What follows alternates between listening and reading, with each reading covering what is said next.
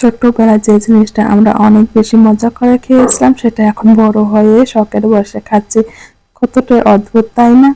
Hello viewers, আসসালামু আলাইকুম। বরাবরের মতো নতুন একটি ভিডিও নিয়ে এসেছে, আশা করি অবশ্যই আপনাদের ভালো লাগবে।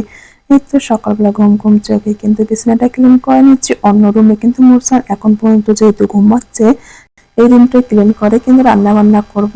আমাদের মেয়েদের জীবনটা বড় অদ্ভুত, তাই না? আমাদের কিন্তু একটা রুটিন হয়ে গেছে। আমরা যত রাত করে ঘুমাই না কেন, আমরা কিন্তু ঠিক টাইমের মধ্যে ঘুম থেকে উঠে পড়ি।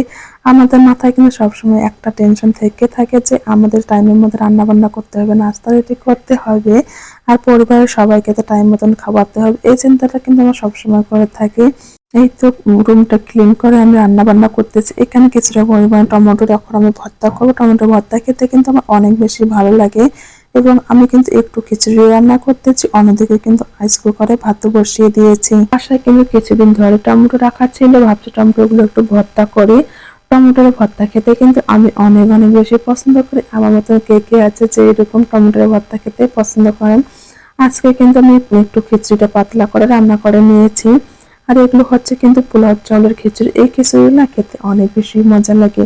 আর মোরসালিন তো বরাবর খিচুড়ি খাবার, ও কিন্তু খিচুড়ি অনেক বেশি মজা করে খায়।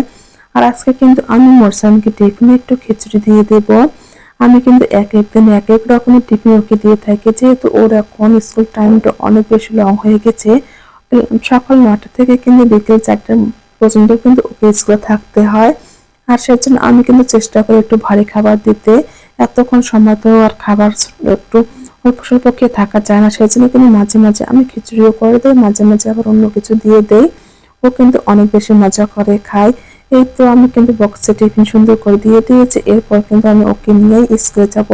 মূলত কিন্তু আপনাদের ভাইয়াই কিছুদিন ধরে নিয়ে যাচ্ছিল, কিন্তু ভাবছি আজকে আমি নিয়ে যাই। কেননা ও কিন্তু কয়েকদিন ধরেই আমাকে যেতে বলছিল, কেন জানি না। এই তো আমি ওকে নিয়ে কিন্তু চলে এসেছি।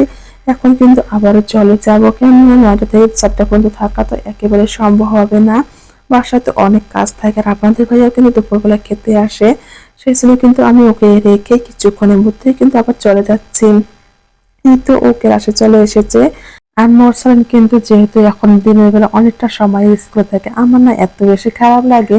প্রথম দিন ও যখন 9টা থেকে 4টা পর্যন্ত স্কুলে থেকে, তখন আমি কিন্তু অনেক অনেক বেশি মন খারাপ করে বাসায় ছিলাম। কারণ এর আগে তো মৌসুমের স্কুল খুব তাড়াতাড়ি ছুটি হয়ে গেছে, আর আমরা কিন্তু সারাক্ষণ মা ছেলে অনেক বেশি গল্প, অনেক বেশি দুষ্টুমি করেছিলাম। আর এখন কিন্তু ও অনেকটা সময় স্কুল থাকছে, সেই জন্য আমার কিন্তু অনেক বেশি মন খারাপ হচ্ছে। এই তো এদিকে আমি বাসায় চলে এসেছি। এরপর একটু মরিচগুলো ভাপ দিয়ে নেব, তারপর কিন্তু শুকালে না এটার কালার কিন্তু অনেক সুন্দর থাকবে। আর এমনিতে যখন শুকিয়ে নেবে এরপর ভেজে আমি যখন গুঁড়ো করবো, তখন কিন্তু কালারটা নষ্ট হবে, তরকারিটা দেখতেও ভালো লাগবে না। সেই জন্য কষ্ট করে হলেও একটু কিন্তু ভাপ দিয়ে নিচ্ছে। এখন আমি ছাদে দিয়ে আসবো। আর এটা মূলত শুকাতে কিন্তু 2-3 দিন সময় লাগবে, তারপর কিন্তু আমি ব্লেন্ডারে গুঁড়ো করে রেখে দেবো। এই যে আলু সেদ্ধ, এই জিনিসটা না খেতে অনেক বেশি মজা লাগে। যখন ছোটবেলায় আমরা অনেক বেশি ছোট ছিলাম, তখন কিন্তু আমার মা এভাবে আমাদের আলু সেদ্ধ করে দিয়েছিল। মূলত যখন নতুন আলু বেরোয় তখনই কিন্তু আমরা এইভাবে আলু সেদ্ধ অনেক অনেক খেয়েছি। আজকে না সেই দিনের কথা আমার অনেক বেশি মনে পড়ছে, সেই জন্য একটু আলু সেদ্ধ করে নিলাম।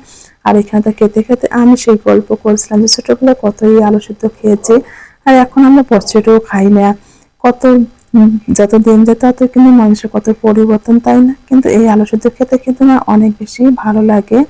আমার ছোটবেলাতে অনেক অনেক বেশি মজা করে খেয়েছিলাম। আর আজকে সন্ধ্যাবেলা যেহেতু আমার সেই জিনিসটার কথা মনে পড়ে গেছে, এইটা আমি একটু সিদ্ধ করে সবার সঙ্গে খাচ্ছিলাম।